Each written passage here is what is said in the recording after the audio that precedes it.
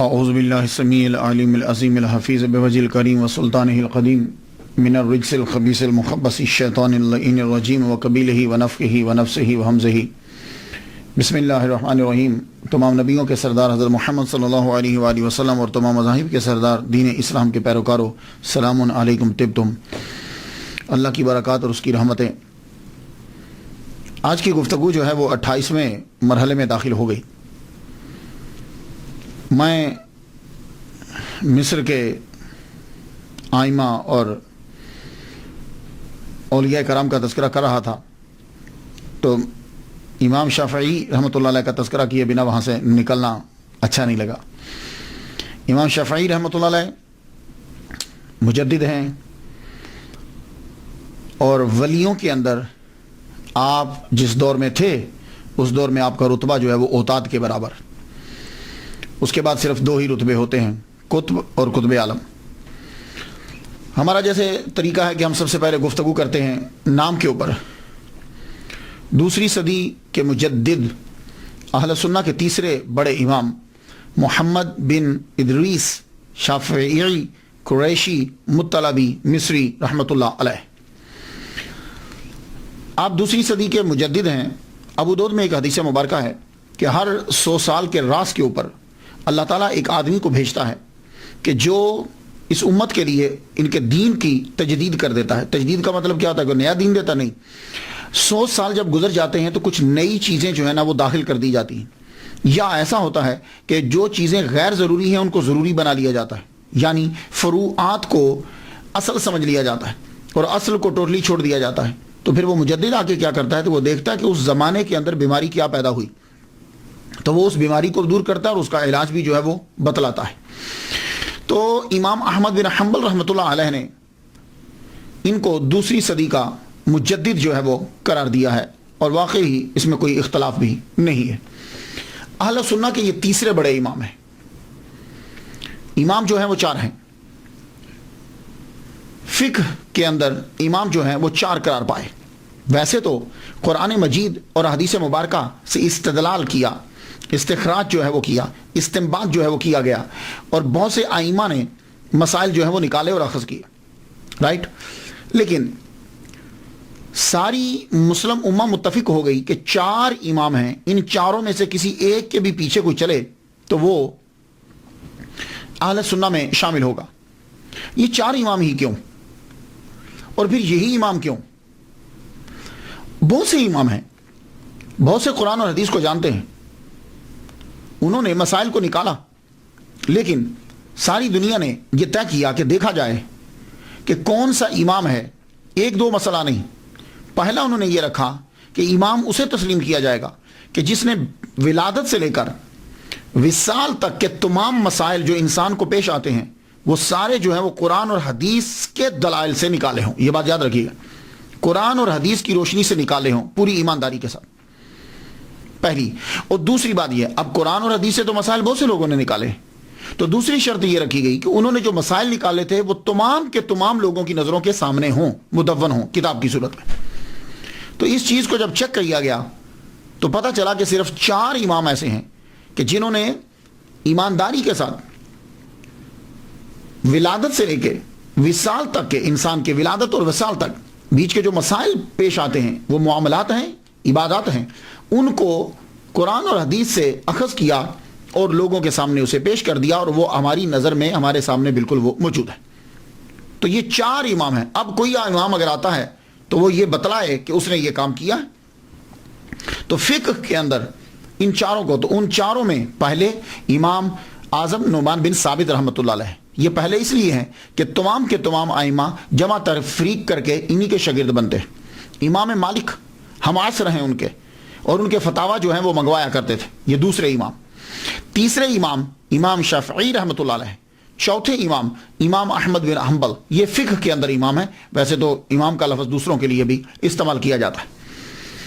شافعی، آپ کا نام جو ہے، آپ امام شافعی کے نام سے مشہور ہوئے۔ آپ کا نام شافعی نہیں ہے، آپ کا نام محمد ہے۔ آپ کے والد گرامی کا نام ادریس ہے، لیکن آپ شافعی کے نام سے کیوں مشہور ہوئے؟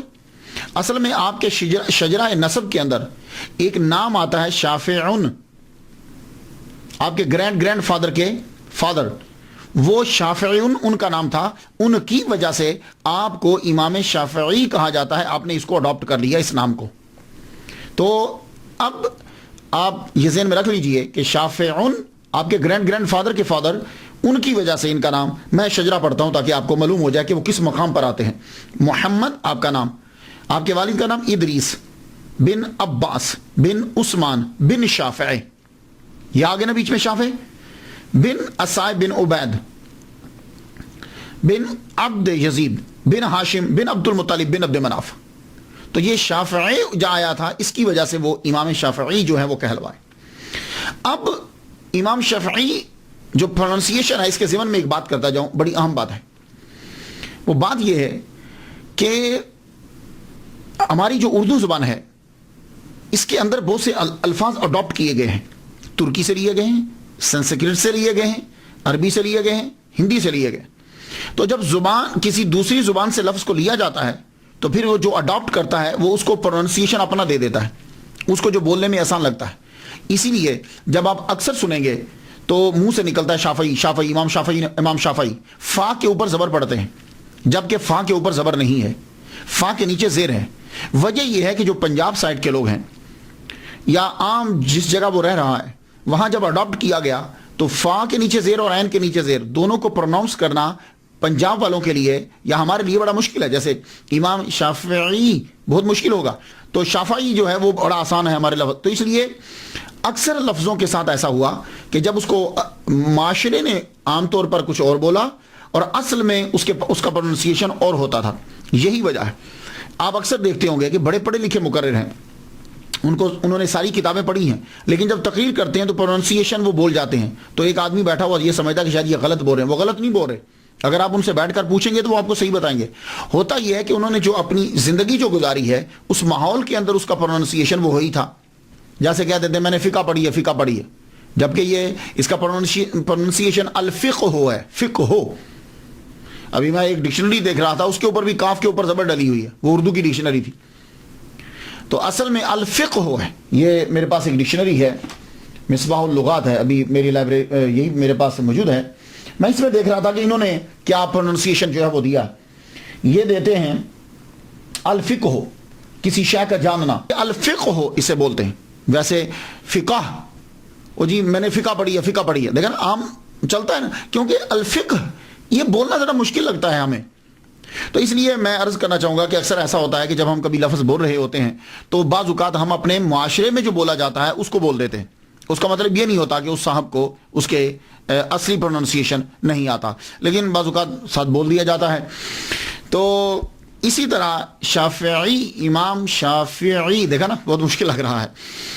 تو امام شافعی رحمۃ اللہ علیہ، آپ قریشی بھی ہیں اور مطلبی کیسے، قریشی کیسے؟ دیکھیے یہ جو لفظ قریشی ہے مختلف جگہوں میں مختلف قوموں کی نشاندہی کرتا ہے۔ کراچی میں چلے جائیں تو وہاں جو قریشی ہیں وہ کسی ایک پیشے کی نشاندہی کر رہے ہیں، پنجاب سائڈ میں آ جائیں قریشی ایک اور قوم کی نشاندہی کر رہے ہیں۔ اگر آپ عرب میں چلے جائیں گے تو وہاں اگر کسی کے ساتھ قریشی لگتا ہے تو اس کا مطلب یہ ہوگا کہ یہ بنو قریش، حضور صلی اللہ علیہ وسلم کا جو خاندان ہے ان سے اس کا جو ہے وہ تعلق ہے۔ تو آپ کا تعلق واقعی ہی حضور صلی اللہ علیہ وسلم کے خاندان سے ہے، اس لیے آپ کو قریشی بھی کہا جاتا ہے۔ اور مطلبی کیوں کہا جاتا ہے کہ آپ کا سلسلہ نسب جب ہم چیک کرتے ہیں تو وہ عبد المطلب سے جا کے ملتا ہے، اس لیے مطلبی بھی آپ کو کہا جاتا ہے۔ آپ فقیہ بھی ہیں اور مصری بھی، یہ بھی آپ کے ساتھ لفظ لگتا ہے الفقیہ۔ ایجپٹ کا آپ کو فقیہ کہا جاتا ہے۔ حیرانی کی بات سنیے، رہنے والے آپ حجاز کے ہیں، مکہ کے، اور زیادہ وقت آپ نے مکہ اور مدینہ میں گزارا، صرف 5 سال آپ نے مصر میں گزارے، ایجپٹ میں، اور مشہور کہاں ہوئے؟ ایجپٹ میں۔ رہنے والے مکہ مدینہ کے، مشہور ہوئے جا کے ایجپٹ کے اندر۔ اور غلبہ اتنا ہے مصر میں، غلبہ اتنا آپ کا ہوا کہ آج بھی الازہر مسجد کا امام جو ہے وہ شافعی، امام شافعی رحمۃ اللہ علیہ کا ہی پیروکار ہوگا۔ تو چونکہ ذکر میں نے کیا امام جلال الدین سیوطی رحمۃ اللہ علیہ کا، تو وہ جن کے پیروکار ہیں، میں نے کہا امام شافعی رحمۃ اللہ کی بارگاہ میں بھی نذرانہ پیش کرتا جاؤں۔ پیدائش آپ کی 150 ہجری میں ہے، بہت قریب۔ اور وصال 204 ہجری میں ہے. تو گویا کہ امام شافعی رحمۃ اللہ علیہ نے دنیا کے اوپر 54 سال صرف زندگی جو ہے وہ گزاری، لیکن اس 54 سال کے اندر آپ کمال کر گئے. ابتدائی حالات آپ سنتے جائیے. ہمارا کوشش جو ہے ہم یہی کرتے ہیں، زیادہ تر گہرائی میں گہرائی میں نہیں جاتے، کہ پتہ چلے کہ یہ جو عظیم بنے لائف کیسی تھی، تاکہ کوئی آدمی وہ لائف گزار رہا ہو تو اس کے لیے بھی بڑے سبق ہوں. اب آپ سبق آپ نے تلاش کرنا ہے، میں بس بولنے لگا. ابتدائی حالات، آپ پیدا ہوئے غزہ ہاشم کے اندر.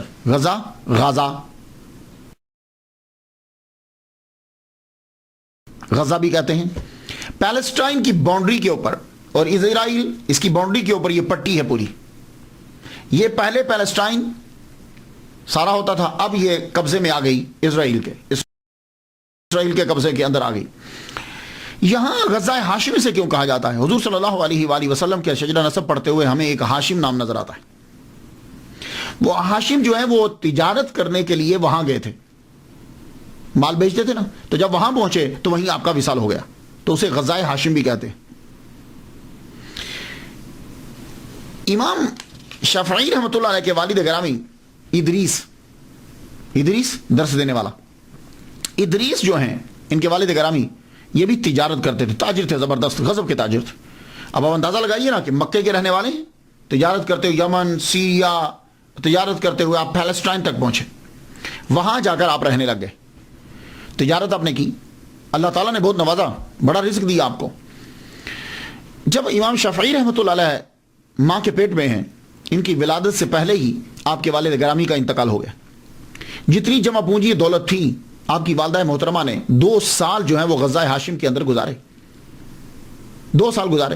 جب وہ جمع پونجی جو ہے وہ کم ہونے لگی تو آپ واپس، بیٹا 2 سال کا ہوا جب، تو آپ اپنے بچے امام شافعی رحمۃ اللہ علیہ کو واپس لے آئے، محمد کو واپس لے آئے. کہاں لائے؟ مکہ میں. کیوں لائے؟ سوچتی ہیں کہ ایک تو ایمان محفوظ ہوگا، دوسری جو ہے وہ زبان محفوظ ہو جائے گی. مائیں اپنے بچوں سے پیار تو کرتی ہیں، بہت پیار کرتی ہیں، اس کے لیے ہی سب کچھ کرتی ہے. مائیں تو ہیں کہ جو اپنے بچوں سے پیار کرتی ہیں، لیکن اس ماں نے بھری جوانی کے اندر شادی نہیں کی، دوبارہ شادی نہیں کی. ایک آئیڈیا، ایک نظریہ کہ میں اپنے بچے کو پڑھاؤں گی، تو یہ تو ہر ماں سوچتی ہے، لیکن نہیں، انہوں نے یہ سوچا کہ میں اپنے بچے کو یونیک بناؤں گی، بے مثال بناؤں گی. اور آپ کو میں ایک بات بتاتا جاؤں، امام شافعی رحمۃ اللہ کی والدہ محترمہ حسنی سیدہ ہیں. یہ حضرت امام حسن کی اولاد میں سے ہیں. تو خاندان اللہ اکبر جل شانہ، عربی، سید، قریشی، تو ساری چیزیں جو ہے وہ مل رہی ہیں. آپ اپنے بیٹے کو لے کے واپس آ گئی مکہ کے اندر. مکہ کے آ کے جو ہے وہ رہنے لگی. میں ایک مرتبہ، ایک سکولر ہیں، انہوں نے شیخ احمد سعد الازہری، بڑا اچھا بولتے ہیں، وہ ایک دفعہ بتانے لگے، کہنے لگے کہ امام شافعی رحمۃ اللہ علیہ کی والدہ محترمہ کو خواب آیا کہ جوپیٹر ہے نا، یہ جو ستارے ہوتے ہیں، یہ جوپیٹر جو ہے یہ آ رہا ہے ان کی جانب. آتے ہی ایک دم سے مصر کے اوپر جو ہے وہ ایجپٹ کے اوپر گرا. ان کی طرف پہلے آیا، پھر ایجپٹ کے اوپر گرا.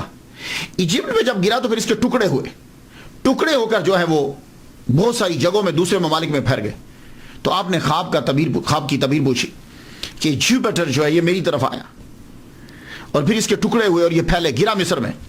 تو انہوں نے کہا کہ اللہ تجھے بیٹا عطا فرمائے گا، اور وہ بیٹا جو ہے مصر میں آئے گا، لیکن اس کی روشنی اور اس کا علم مصر سے پھر دوسری ایجپٹ سے دوسرے ممالک کے اندر پھیلے گا. تو یہ خواب کی تعبیر آپ کے ذہن میں تھی. تو کہا میں اپنے بیٹے کو ایسا ہی بناؤں گی کہ میرے بیٹے کی روشنی جو ہے وہ 4 دانگ عالم میں پھیلے. اب لے کر آئیں. مکے میں جب واپس آتی ہیں تو ماں خود عربی ہیں، عربک فرینکلی بولتی ہیں.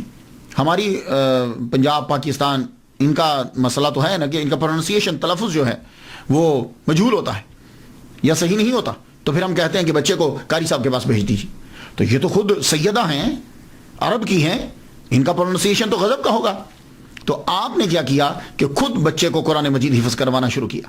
تو والدہ ماجدہ نے 7 سال کی عمر جو ہی ہوئی، آپ نے امام شافعی رحمۃ اللہ علیہ کو قرآن مجید پورا یاد کروا دیا. قرآن جب یاد ہو گیا تو اب جو قرآن یاد ہو جاتا ہے تو اس کے بعد یہ چاہتا ہے کہ بچہ جو ہے وہ آگے بھی پڑھے. تو مکہ کے اندر تب آپ نے دیکھا مسلم بن خالد زنجی رحمۃ اللہ علیہ، حنفی ہیں یہ، سفیان بن عیینہ رحمۃ اللہ علیہ مفتی مکہ ہیں اور امام المسجد الحرام، مسجد حرام کے امام ہیں، ان کے پاس اپنے بچے کو بھیجا پڑھنے کے لیے. لیکن ساتھ ساتھ آپ نے ایک خاص چیز کی طرف جو ہے وہ توجہ دی. وہ کیا تھی کہ بچے کی زبان جو ہے وہ خالص ہونی چاہیے. 200 سال تک تو عربیوں کی زبان خالص رہی ہے. اس کے بعد 200 سال کے بعد جو ہی دوسرے ممالک پر قبضہ شروع ہوا عربیوں کا، ایران کی جانب، روم کی جانب، ادھر اب ان کی زبان جو ہے اس کے اندر جو ہے وہ چیزیں دوسری بھی شامل ہونے لگی. تو 200 سال. لیکن امام شافعی رحمۃ اللہ علیہ جو ہیں، ان کی والدہ محترمہ چاہتی ہیں کہ میرے بیٹے کی زبان خالص ہونی چاہیے. اس کے لیے آپ نے قبیلہ دیکھا. تو تب ایک قبیلہ تھا بنی حذیل، صحراؤں میں رہتے تھے، زبان ان کی خالص تھی، عربی زبان، ایسے جیسے چشمے سے پانی سیدھا جو ہے وہ آتا ہے، خالص زبان. تو والدہ محترمہ نے اپنے بچے کو ان بنی حذیل کے ساتھ جو ہے وہ صحرا میں چھوڑ دیا. جب ذرا بڑے ہو گئے، ہوش والا، کچھ ادھر پڑھ لیا. 17 سال امام شافعی رحمۃ اللہ علیہ نے خالص عربی زبان سیکھنے میں لگا دیے، اور آپ کو ہزاروں اشعار بنی حذیل کے زبانی ازبر یاد ہو گئے. لبید کے سارے اشعار آپ کو جو ہے وہ یاد ہو گئے. تو زبان کے اندر آپ کو جب ملکہ جو ہے وہ حاصل ہوا، اللہ اکبر جل شانہ، گرامر، عربی، اس کے اندر تو کبھی آپ کی غلطی ہوتی نہیں تھی. اتنا زبردست جو ہے وہ آپ بولا کرتے تھے.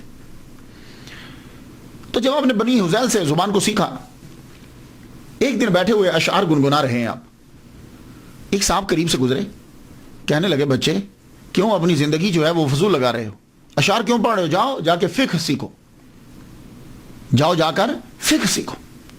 اب پھر دوبارہ واپس پڑھ لیں. جو تھوڑے اسباق شروع میں لیے تھے اب دوبارہ اسباق لینے شروع کیے. سفیان بن عیینہ، مسلم بن خالد زنجی، ان سے پڑھنا شروع کیا. پھر ایک دن والدہ محترمہ فرمانے لگی، کہتی ہیں بیٹے کافی پڑھ لیا یہاں تو، میں چاہتی ہوں کہ تم مدینے چلے جاؤ. مدینہ امام مالک کا شہرہ تھا. امام مالک ایسے جیسے کوئی سلطان ہے، کوئی بادشاہ ہے، کہ حاکم بھی ہاتھ باندھ کر آپ کے سامنے کھڑے ہوتے تھے.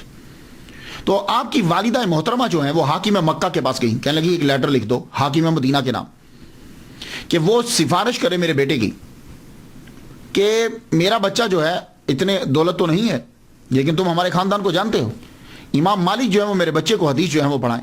تو حاکم مکہ نے امام شافعی رحمۃ اللہ کی والدہ کے کہنے پر خط لکھ دیا. خط لکھا حاکم مدینہ کے نام. اس سے اندازہ لگا لیجئے کہ کتنا اثر و رسوخ تھا آپ کا خاندان بڑا مقام رکھتا تھا. امام شافعی رحمۃ اللہ علیہ حاکم مکہ سے لیٹر جب آپ کے پاس پہنچتا ہے تو ماں دیکھیے، والدہ محترمہ نے کہا بیٹے مدینہ پہنچنے سے پہلے جس استاد کے پاس جا رہے ہو انہوں نے ایک کتاب لکھی ہے موطا، میرے پاس موجود ہے. کیا کہنے یار، فرماتی ہیں بیٹے وہ ساری کتاب یاد کر کے جاؤ. تو مدینہ روانہ ہونے سے پہلے یہ doctor Muhammad Musa, professor in department of Islamic study, king Abdulaziz university Jeddah, ان سے میں نے سنا، یہ کہتے ہیں کہ 9 راتوں کے اندر موطا امام مالک انہوں نے یاد کر لی. یہ ہمارے عام زبان کے اندر موطا بول دیتے ہیں، لیکن یہ مطلب نہیں ہے کہ اس کو آتا نہیں ہے، اصل لفظ موطا ہے پروننسیشن، لیکن ہمارے یہاں مشکل لگتا ہے. تو موطا امام مالک 9 راتوں میں بیٹھ کر زبانی یاد کر دی. یاد کرنے کے بعد اب مکہ سے روانہ ہوئے. اللہ اکبر جل، کیا کہہ رہے ہیں، ماں ولیہ کاملہ ہو، اللہ تعالیٰ ویسے ہی کرم فرماتا رہتا ہے. اب آپ روانہ ہوئے، مدینہ پہنچے تو سب سے پہلے حاکم مدینہ کے پاس گئے، امام شافعی رحمۃ اللہ علیہ. حاکم مدینہ کو لیٹر دیا، انہوں نے لیٹر پڑھا. پڑھتے ہی کہنے لگے بیٹے اگر تو مجھے یہ کہو نا کہ میں پیدل مکہ چلا جاؤں اور مکہ سے پھر پیدل واپس آ جاؤں تو یقین جان یہ میرے لیے آسان ہوگا، پر یہ میرے لیے مشکل ہے کہ میں یہ تیری سفارش کرنے کے لیے امام مالک کے دروازے پہ چلا جاؤں. اتنا خوف اور دبدبا تھا. لوگ کتنا ڈرتے تھے یار علماء سے اور کتنی عزت کرتے تھے. اور آج کل کے دور، آج کل دیکھ لیجیے اب کیا حال ہے، علماء کو نوکر سمجھتے ہیں. لیکن پھر بھی کہا حاکم مدینہ نے کہا ٹھیک ہے بیٹے چلو چلتے ہیں، اب تم اتنی دور سے آئے ہو. آپ دونوں چلے، حاکم مدینہ اور امام شافعی رحمۃ اللہ علیہ. امام مالک رحمۃ اللہ کے دروازے پہ پہنچے، دروازہ جا کے کھٹکھٹایا. بڑی دیر کے بعد اندر سے لونڈی آئی. کیا کام ہے؟ خط کا ذکر نہیں کیا، کہا امام سے ملنا ہے. امام کو اندر جا کے بتایا گیا کہ دونوں کے بارے میں بتلایا حاکم مدینہ، اور بڑی دیر کے بعد لونڈی واپس آئی، آگے کہتی ہے کہ امام مالک کہہ رہے ہیں کہ مسئلہ ہے کوئی تو مجھے بتاؤ، اور اگر حدیث سننا ہے تو پھر تم مسجد نبوی میں چلے جاؤ، حلقہ جب ہوگا تو وہاں تمہیں حدیث سنا دی جائے گی۔ اب امام شافعی رحمۃ اللہ علیہ بولے، کہنے لگے نہیں، میں حاکم مکہ کا خط لے کر آیا ہوں ان کے نام۔ وہ عورت اندر گئی، اندر جب گئی تو بڑی دیر کے بعد واپس آئی تو اس کے ہاتھ میں کرسی ہے، اب کرسی کہہ لیجئے جو بھی جس پہ بیٹھتے ہیں، وہ اس نے آ کے مکان کے سامنے رکھ دی، واپس چلی گئی۔ بڑی دیر کے بعد امام مالک، اب دیکھیے حاکم مدینہ وہ باہر کھڑے ہیں، اب آئے امام مالک، بہت خوبصورت جبہ پہنا ہوا، اب ٹھیک ٹھاک رہتے تھے، امام مالک کسی کے سامنے کھانا تک نہیں کھاتے تھے، آپ کی وجاہت تھی آپ کی۔ باہر آئے، کرسی پہ بیٹھے، ہاں بولو خط کہاں ہے؟ وہ امام شافعی رحمۃ اللہ نے خط آگے بڑھایا، خط پڑھتے جائیں تو چہرے کا رنگ تک بدلتا جائے، اچھا تو اب حدیث مبارکہ جو ہیں وہ حاکموں کی سفارشات پر پڑھائی جائے گی۔ جب آپ غصے میں آنے لگے تو امام شافعی آگے بڑھے، گفتگو شروع کی، اللہ اکبر، تو عربی، ادب، نفاست، موزوں الفاظ اور گفتگو کا انداز امام مالک رحمۃ اللہ کو بڑا متاثر کیا۔ آپ نے خط سائڈ پہ رکھا، کہا بھائی ہم تمہاری گفتگو سے متاثر ہوئے، جاؤ ہم تمہیں اپنی شاگردی میں لیتے ہیں، تم ہمارے حلقے میں بیٹھا کرو، جاؤ فلاں آدمی کے پاس جاؤ اور اس کے پاس موطا ہے، وہ لے کر ہماری محفل میں آ جائیے گا۔ جب آپ کو اجازت مل گئی اب حلقہ میں بیٹھے، حلقہ میں جب بیٹھے تو کہا تم کتاب نہیں لائے؟ کہا حضور مجھے آپ کی کتاب زبانی یاد ہے۔ یہ ایک اور حیران کن بات تھی، کہا مجھے آپ کی کتاب زبانی یاد ہے جو آپ نے لکھی ہے۔ اچھا، تو اب ایک روایت جو ہم سنتے آتے تھے کہ امام شافعی رحمۃ اللہ علیہ نے کھڑے کھڑے ساری سنا دی، اور بعض میں ہے کہ نہیں پھر آپ آہستہ انہوں نے امتحان لیا، جہاں سے پوچھیں آپ بتاتے جائیں، کہا ٹھیک ہے تم ہمارے پاس رہ سکتے ہو۔ تو امام شافعی رحمۃ اللہ علیہ اب امام مالک رحمۃ اللہ علیہ کے پاس رہ کر سیکھنے لگے، ان کے پاس سیکھنے لگے۔ تو اب مجھے ذرا تھوڑا سا رکنا ہے یہاں، میں آپ کو بتا دوں امام مالک امام شافعی سے 57 سال بڑے ہیں، پہلی بات تو یہ ہے، پہلا تو یہ کہ امام مالک 57 ایئرس اولڈ ہیں، امام اولڈر ہیں امام شافعی سے، یعنی گویا کہ 57 سال بعد امام شافعی پیدا ہوئے۔ اب امام شافعی ان کے پاس زانو تلمس طے کرنے کے لیے گئے تو امام مالک تقریباً 84 سال کے تھے جب امام شافعی رحمۃ اللہ پڑھنے کے لیے گئے تو 84 سال کے تھے، کیونکہ 7 سال تو آپ نے قرآن پڑھا، 17 سال آپ نے بنی حذیل میں لگائے، تو 17 اور 7 24 بنے، ٹھیک ہے۔ تو مفتی ڈاکٹر علی جمعہ، یہ بھی بڑے اسکالر ہیں، مصری ہیں، وہ کہتے ہیں کہ 17 سال لگائے بنی حذیل میں، تو جب امام مالک سے پہنچے تو تقریباً 24 سال امام شافعی رحمۃ اللہ علیہ کی عمر تھی، 24 سال، جب تک اللہ نے چاہا امام مالک کے پاس ہی رہے۔ ایک جگہ میں نے پڑھا ہے کہ جب تک امام مالک زندہ رہے یہ ان کے پاس رہے۔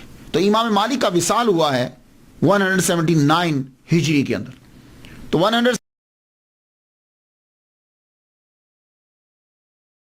179 ہجری میں امام شافعی رحمۃ اللہ علیہ کی عمر 29 سال تھی، تو اس کا مطلب یہ ہوا کہ امام شافعی رحمۃ اللہ علیہ نے 5 سال امام مالک کی صحبت میں گزارے، اللہ اکبر جل شانہ۔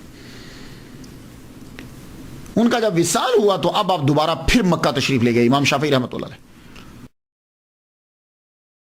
مکہ جب واپس گئے اب آپ کے پاس 5 سال اور نالج حاصل کر چکے، واپس گئے تو آپ نے جا کے تقریر اور تدریس شروع نہیں کی، کیونکہ اس وقت سفیان بن عیینہ مکہ کے مفتی ہیں اور المسجد الحرام اس کے امام ہیں اور آپ کے استاد بھی ہیں، آپ ان کے پاس بیٹھتے، ان کی محفل میں بیٹھتے۔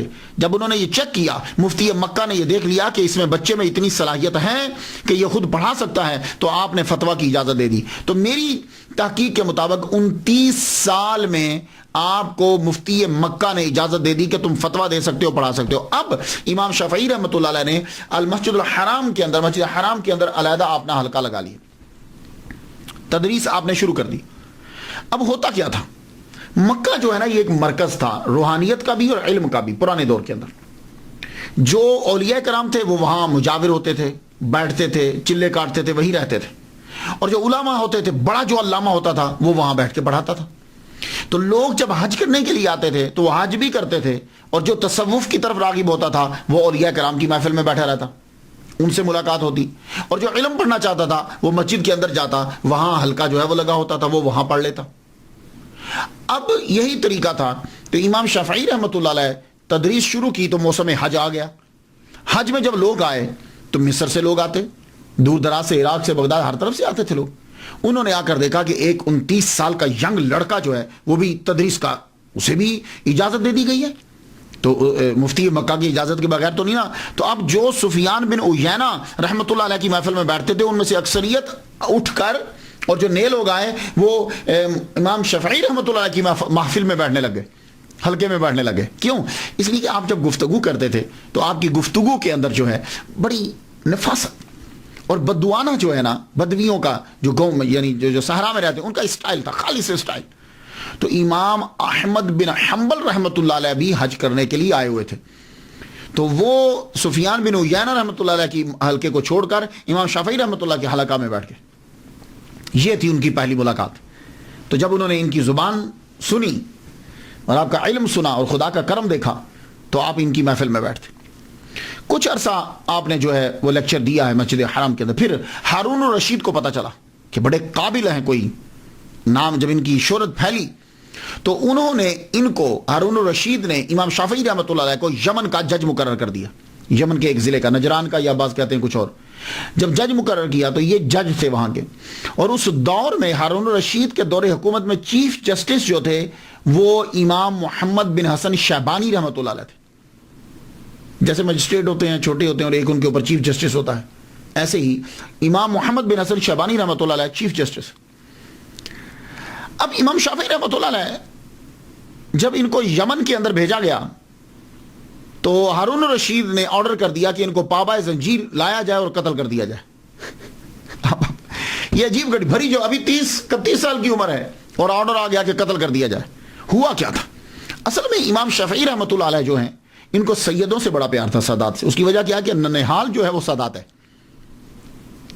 ننہال سادات ہے. تو آپ کو پتا ہے کہ بچے کو ننہال سے، ددہال کی بنسبت ننہال سے زیادہ پیار ہوتا ہے. آپ کی والدہ حسنی سیدہ ہیں. اور ایک دوسری بات یہ ہے کہ علوی جو ہے، علوی، ہارون الرشید کو یہ کان میں یہ بات ڈال دی گئی کہ آپ علویوں کی بڑی، علوی کسے کہتے ہیں؟ فاطمی وہ ہوتے ہیں جو بی بی فاطمہ الزہرا رضی اللہ تعالیٰ عنہا کے بچے امام حسن و حسین میں سے کسی کی اولاد میں. اور علوی وہ ہوتے ہیں کہ ماں فاطمہ نہیں ہے لیکن باپ علی ہے. مولا علی شیر خدا نے اور بھی شادیاں کی تھی تو انہیں علوی کہا جاتا.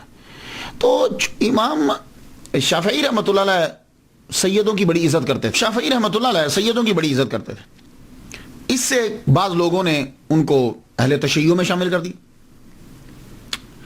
اور ہارون الرشید نے کہا کہ یہ میرے باغیوں کے ساتھ شامل ہیں، حکومت دوسروں کی لانا چاہتے ہیں. تو یہ کنفیوژن سا ہوا، لیکن ایسی بات نہیں تھی. آپ سادات کی ویسے ہی عزت کرتے تھے. اس کی مثال دوں. ایک مرتبہ آپ پڑھا رہے تھے، لیکچر دیتے ہوئے، سیدوں کے بچے جو ہیں وہ بار بار کوئی چیز کھیل رہے تھے. وہ جب آتے آپ کھڑے ہو جاتے، وہ پھر چلے جاتے، پھر آتے آپ پھر کھڑے ہو جاتے، وہ پھر جاتے آپ، وہ پھر آتے پھر کھڑے ہو جاتے. کئی مرتبہ آپ کو ان کے لیے کھڑا ہونا پڑا. اور پھر سیدہ نفیسہ، نام سنا ہوگا آپ نے، بہت بڑا مزار ہے ان کا، سیدہ نفیسہ، اللہ اکبر جل شانہ، بہت انتہائی عقیدت تھی آپ کو ان سے.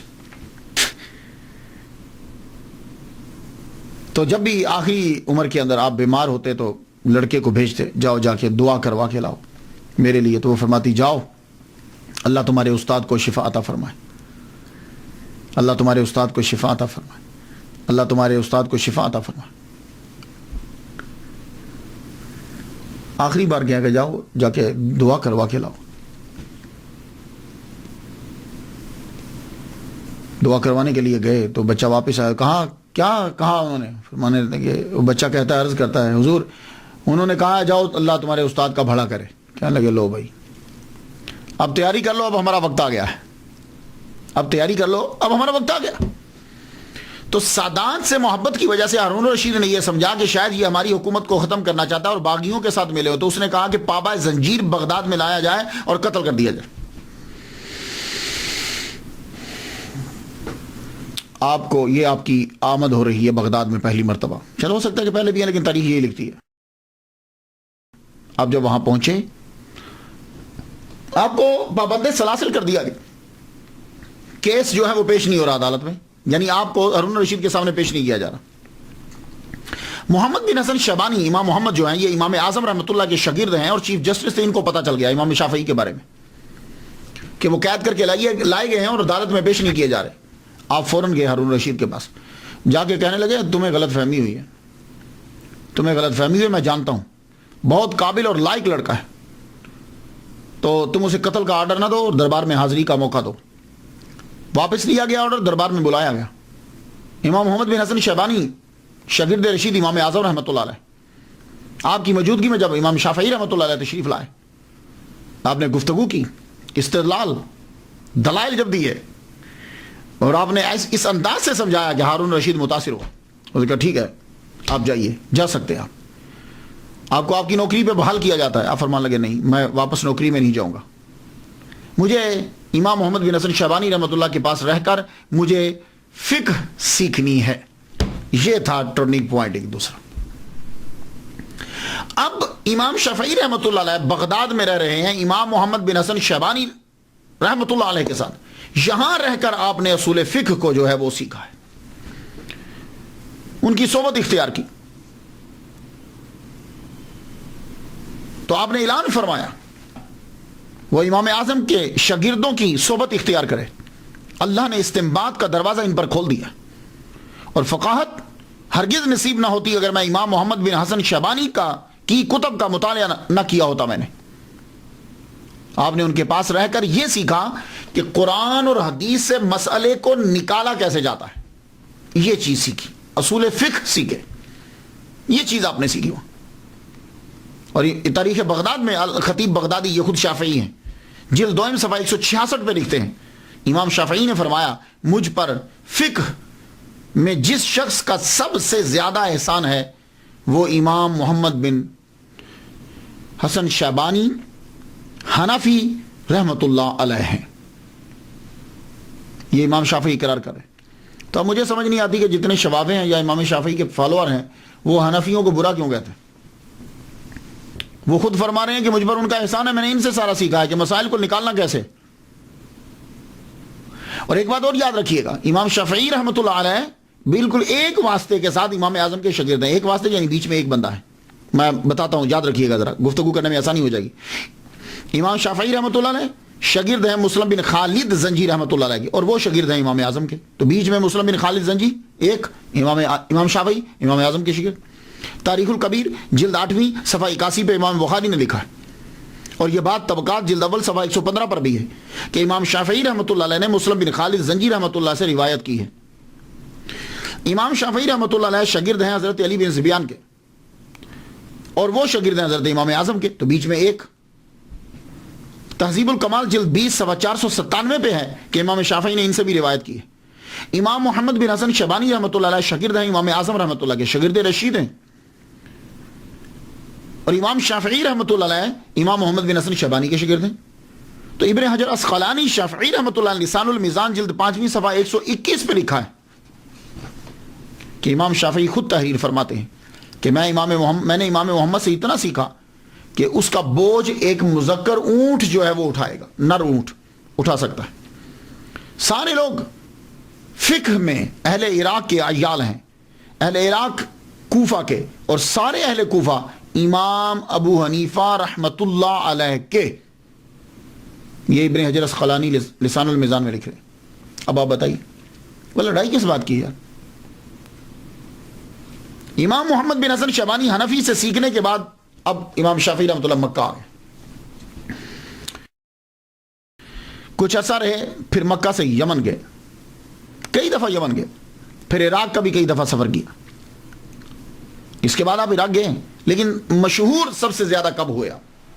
آپ مکہ میں تشریف فرما تھے کہ عراق کے مفتی، بہت بڑے مفتی امام عبد الرحمن ابن مہدی نے خط لکھا، کہا حضور آپ اصول فقہ پہ کوئی کتاب لکھیے، اصول فقہ پہ کہ کس طریقے سے مسائل جو ہیں وہ قرآن مجید سے نکالے جاتے ہیں، حدیث سے نکالے جاتے ہیں.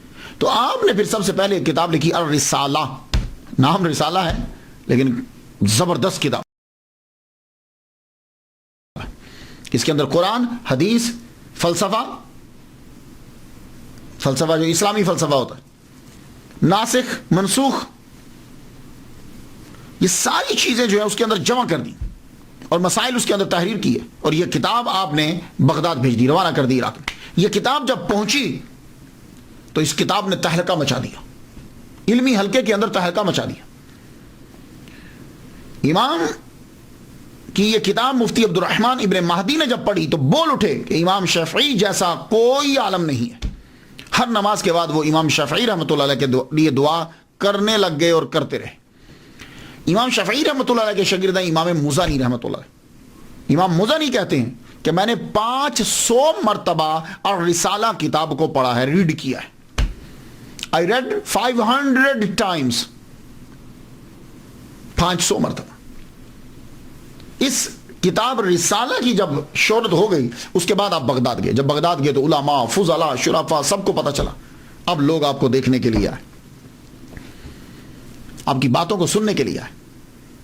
تو عراق میں، بغداد میں جب آپ تشریف لے کر جاتے تو وہاں آپ کی ملاقات امام احمد بن حنبل سے زیادہ رہتی۔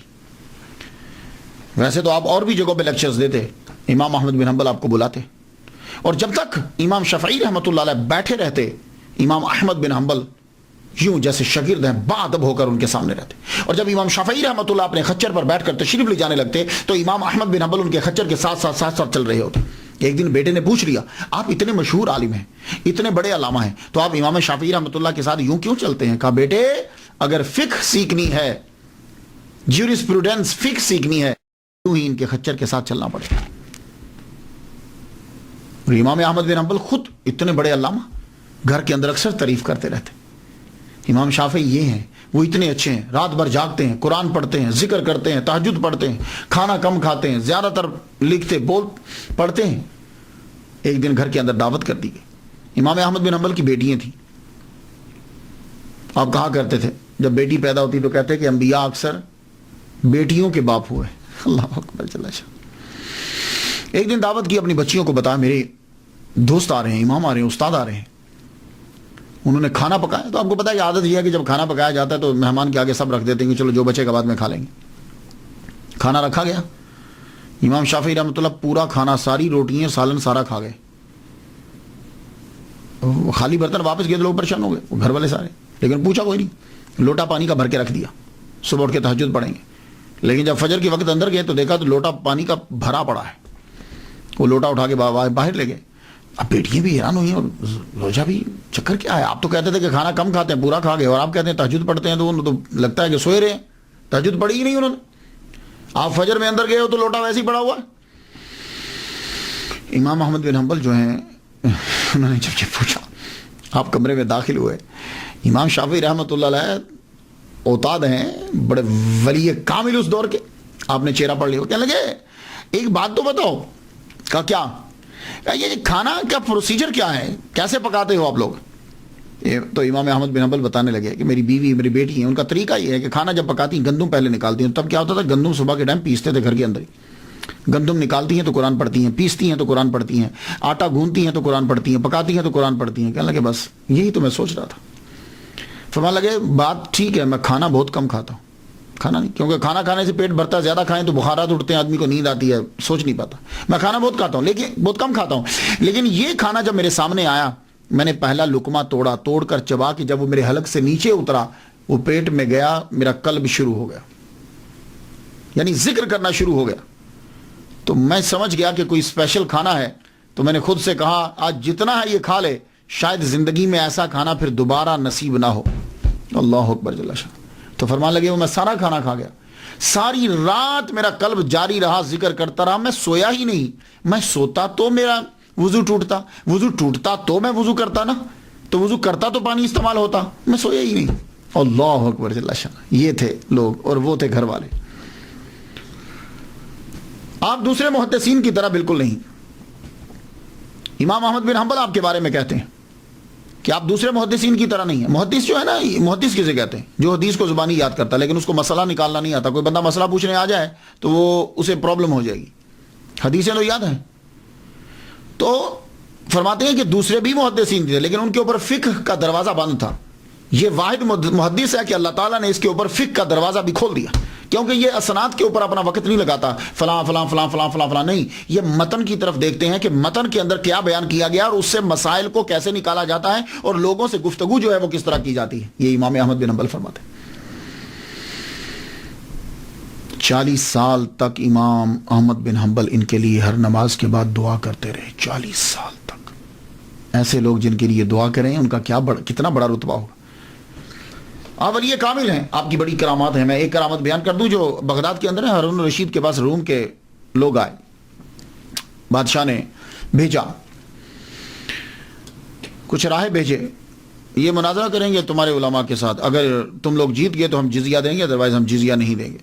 انہی دنوں میں عراق میں امام شافعی رحمۃ اللہ تشریف لائے ہوئے تھے.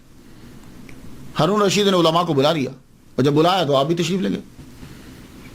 کہا بھائی راہب آئے ہیں, وہ کہتے ہیں کہ اگر تم ہار گئے تو ہم جزیہ نہیں دیں گے, کون ہے تم میں سے جو ان کا مقابلہ کرے؟ امام شافعی رحمۃ اللہ نے فرمایا میں کرتا ہوں مناظرہ, لیکن شرط یہ ہے کہ مناظرہ دریا کے کنارے پہ ہوگا. سب لوگ دیکھنے لگے, خاص وجہ ہے؟ میں ہاں. راہب چلے گئے, دریا کے کنارے پہ مجمع لگ گیا. امام شافعی نے مصلی اٹھایا, مصلی اٹھا کے دریا کے اوپر بچھا کے اوپر بیٹھ گئے. فرمانے لگے آؤ اس سطح پہ آ کے گفتگو کرو. اللہ اکبر, اس سطح پہ آ کے گفتگو کرو. راہبوں نے کلمہ پڑھ لیا. تو جب خبر پہنچی روم میں, انہوں نے کہا شکر ہے کہ یہ آدمی یہاں نہیں آیا, ورنہ سب کے سب لوگ مسلمان ہو جاتے. اور صرف آپ تقریریں ہی نہیں کی, آپ نے تصانیف بھی لکھی. آپ کی تصانیف میں ایک بڑی مشہور کتاب الام ہے.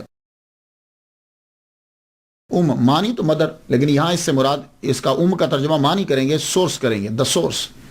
بہترین سورس ہے یہ کمال کی کتاب ہے. اس میں فلسفہ ہے, لغت ہے, استدلال ہے, حدیث ہے, قرآن ہے. جو پڑھتا ہے سر دھنتا ہے. اس میں دوسرے مذاہب سے اختلاف اسے بیان کیا گیا, اپنے مذہب کو بیان کیا گیا. 20 شروحات اس کی جو ہیں وہ لکھی جا چکی ہیں, 20. اور ابھی سلسلہ جو ہے وہ مصر کے اندر, ایجپٹ کے اندر اس کا جاری ہے. ڈاکٹر علی جمعہ بتا رہے تھے کہ ابھی سلسلہ یہ جاری ہے. امام مزنی شافعی رحمۃ اللہ فرماتے ہیں کہ امام شافعی رحمۃ اللہ علیہ کو گھڑ سواری کا اور تیر اندازی کا بڑا شوق تھا. اس کے اوپر بھی کتاب لکھی ہے. آپ کی میڈیسن کے اوپر بھی کتاب ہے. ایک کتاب آپ کی مسند امام شافعی, لیکن یہ آپ نے خود نہیں لکھی. نام سے ایسا لگتا ہے جیسے امام شافعی نے خود لکھی. امام شافعی رحمۃ اللہ خود نہیں لکھی. آپ جب تقریر فرماتے تھے, جب آپ درس دیتے تھے, تو درس کے دوران آپ حدیث کا استعمال کرتے تھے. تو حدیث کا جو استعمال فرماتے تھے تو آپ کے شاگرد ابو العباس محمد بن یعقوب الاسم جو ہیں وہ نہ حدیث کو لکھ لیتے.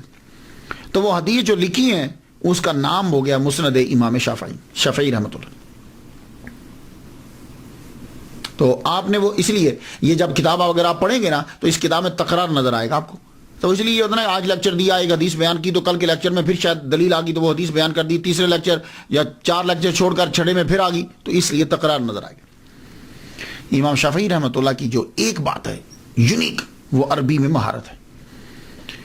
امام شافعی رحمۃ اللہ علیہ نے بنی حذیل کے اندر 17 سال گزارے, صحرا میں رہ کے زبان کو سیکھا ہے. تو اس دور میں آپ کو عربی زبان میں اتھارٹی تسلیم کیا جاتا. لبید کے ہزاروں اشعار آپ کو یاد تھے, خود بھی آپ شاعر تھے. آپ جب مصر تشریف لائے تو کچھ لوگ تو آپ سے سیکھنے کے لیے آتے, کچھ صرف آپ کو سننے کے لیے آتے کہ عربی کتنی کمال کی بولتے. سیرت ابن ہشام کے مصنف خود عربی کے ماہر ہیں. انہوں نے جب امام شافعی رحمۃ اللہ کو عربی بولتے ہوئے سنا تو حیران رہ گئے. لکھتے ہیں کہ میرے خیال میں نہ تھا کہ ایسا عمدہ آدمی, ایسی خوبصورت زبان بولنے والا کوئی اللہ نے پیدا کیا ہے. امام اسماعی کا نام سنا, عربی ادب اور گرامر کے امام ہیں. یہ امام شافعی رحمۃ اللہ کے شاگرد ہیں. کوئی زبان ہوتی ہے نا تو اس کے اندر اصل مشکل چیز شاعری ہوتی ہے. کوئی بھی زبان مشکل چیز شاعری ہوتی ہے. اردو زبان ہے عام آپ بول لیں گے لیکن شاعری مشکل ہوگی. انگلش زبان ہے آپ بول سکتے ہیں لیکن اس کے اندر شاعری مشکل ہوگی. عربی زبان ہے لیکن اس کے اندر مشکل شاعری ہوگی. اور پھر شاعری بھی اسلام سے 100 سال قبل کی. ایک شاعر گزرا ہے الشمفرہ, 100 سال قبل, اسلام کے ظہور سے 100 سال قبل کا شاعر ہے. اس کی عربی اتنی مشکل ہے کہ جیسے شیکسپیئر کے ڈرامے ہیں نا, اس کے اندر جو زبان استعمال کی گئی آج کے دور میں ترجمہ کرنا مشکل ہو جاتا ہے. تو اس کی شاعری کے الفاظ بھی شیکسپیئر کی انگلش سے بھی بہت مشکل ہیں.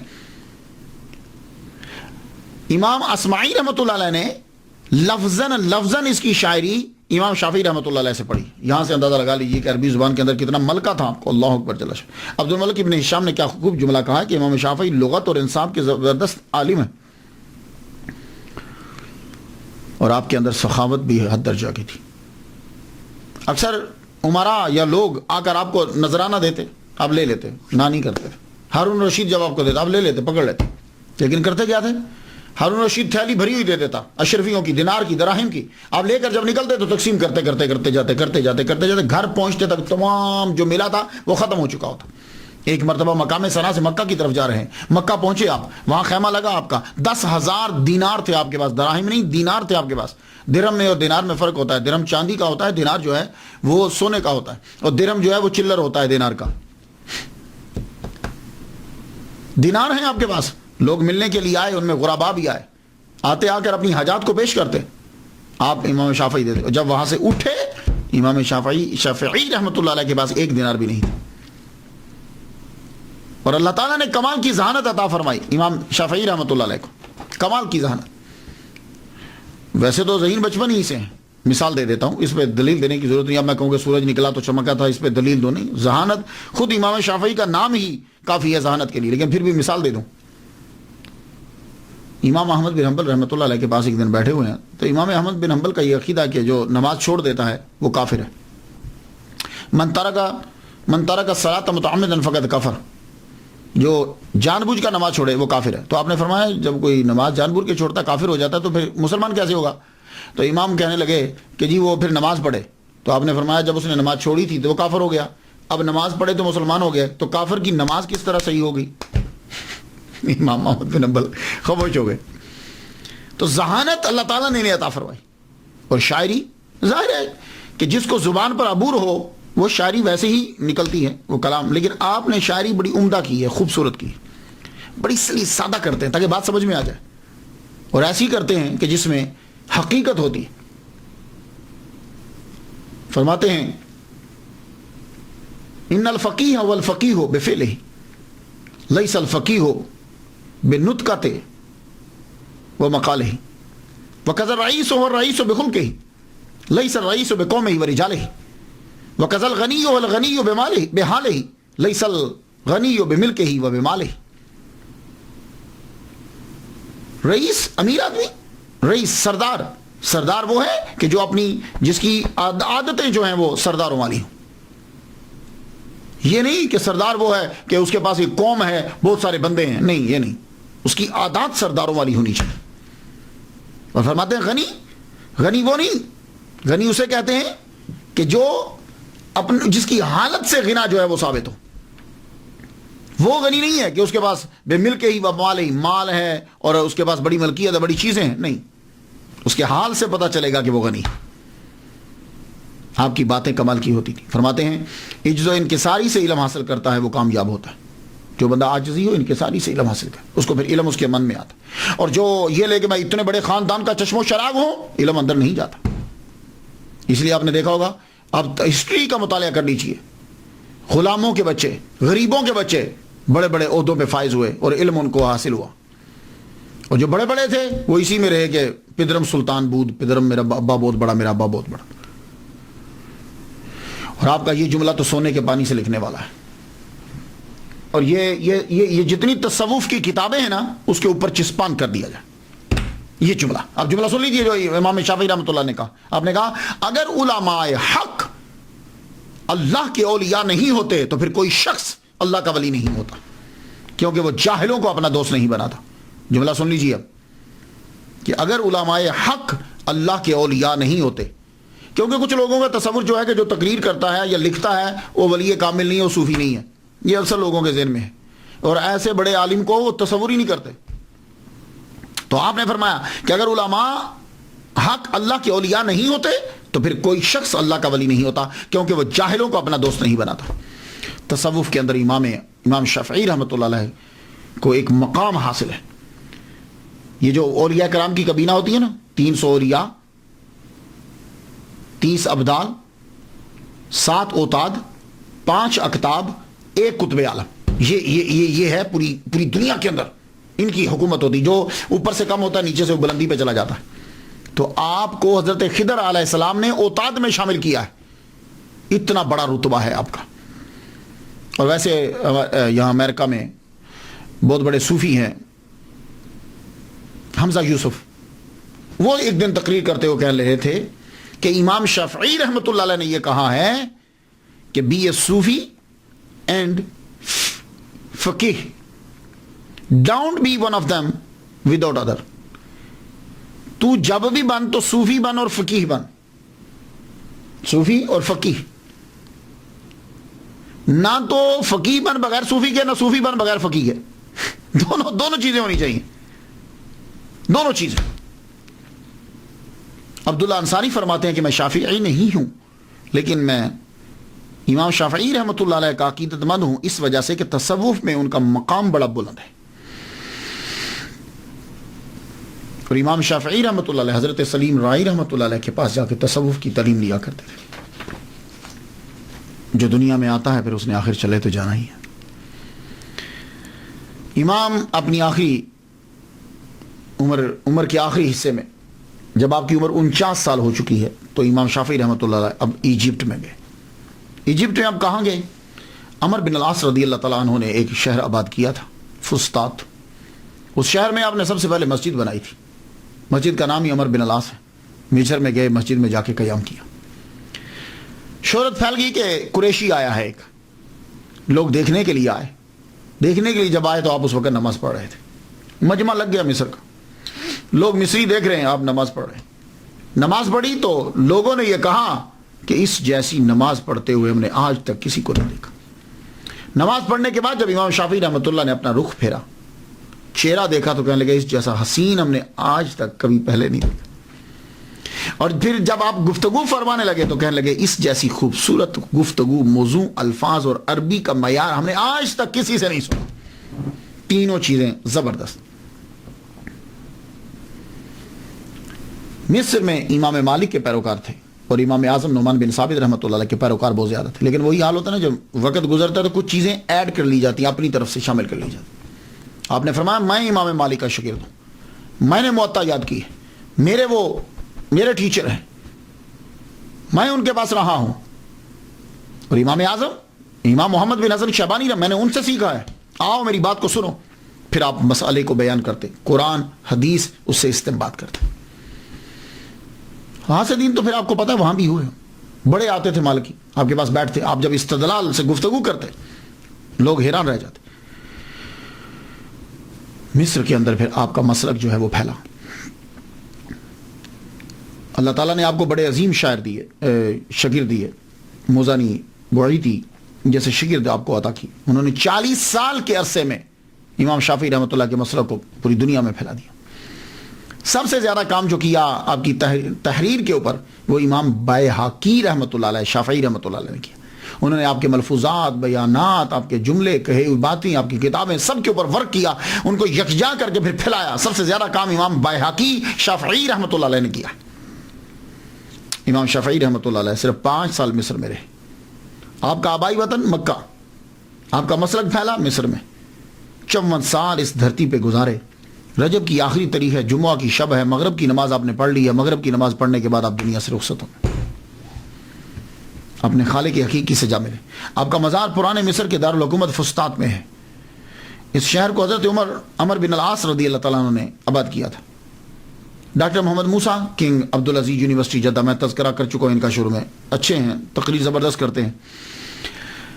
کہہ رہے تھے کہ زرت زیارت شریعہ، میں مصر گیا اور میں نے وہاں جا کے ان کی قبر پہ میں گیا اور زیارت شریعہ کی. میں مسکرا پڑا، میں نے کہا یہ لفظ زرت زیارت شریعہ جو ہے یہ کیا ہے؟ اور یہ دیکھو یہ سعودی عرب کا بندہ کنگ عبدالعزیز یونیورسٹی میں پڑھانے والا قبر پہ جا رہا ہے. اب وہ کفر شرک وہ کہاں گیا؟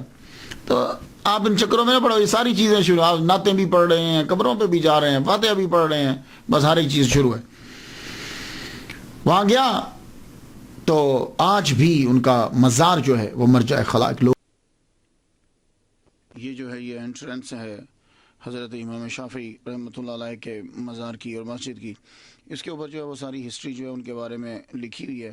میں یہ بتاتا چلا جاؤں کہ یہ جو مزار آپ کو اور یہ جو مسجد یہ نظر آ رہی ہے، سب سے پہلے جو ہے یہ ایوبی سلطان المالک الکامل محمد جو بھتیجے تھے سلطان صلاح الدین ایوبی رحمۃ اللہ علیہ کے، انہوں نے 608 کے اندر جو ہے نا وہ اسے بنایا تھا.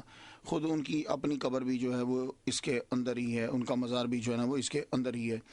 اس قبر کے اوپر لکڑی کا بڑا خوبصورت جو ہے وہ کام ہوا تھا، اور یہ کاریگری عبید ابو المعالی نے جو ہے وہ کی تھی. آپ اندر داخل ہوں تو آپ کو روشنی جو ہے وہ نظر آئیں گی، اور چونکہ یہ بنایا بڑے پتھروں کے ساتھ بڑا خوبصورت بنایا گیا. لکڑی کا جو ہے وہ بڑا کام ہوا ہے اس کے اوپر. یہ آپ دیکھ رہے ہیں، یہ اندر جو ہے وہ ان کی قبر انور ہے، تعویذ ہے. اس کے اوپر جو ہے وہ آیت الکرسی لکھی ہوئی ہے، اللہ لا الہ الا هو الحی القیوم لا تأخذہ سنۃ ولا نوم. یہ آپ جو ہے وہ پڑھ رہے ہیں. تو آج کے دور کے اندر اس کا جو ہے بڑا عرصہ ظاہر ہے کہ 608 کہاں اور اب کہاں. تو اس کو دوبارہ جو ہے دبئی کے جو ہیں عیسیٰ صالح الکرک جو ہے یہ گروپ بھی ہے، اور ویسے یہ خود عیسیٰ صالح جو ہیں یہ سفیر بھی رہے ہیں یو کے اندر اور آئرلینڈ کے اندر بھی. 1960 کے اندر انہوں نے گروپ جو ہے وہ الکرک گروپ جو ہے وہ بنایا تھا. تو اب تو خیر یہ بہت بڑا گروپ ہو گیا ہے. تو انہوں نے جو ہے ڈونیشن دیا، اور بعد میں یہ جدید جو عمارات اور چیزیں جو نظر آ رہی ہیں مسجد کی تعمیر اور آپ کی مزار کی، یہ ان کی ڈونیشن کی بجائے عیسیٰ صالح جو دبئی کے اندر ہیں.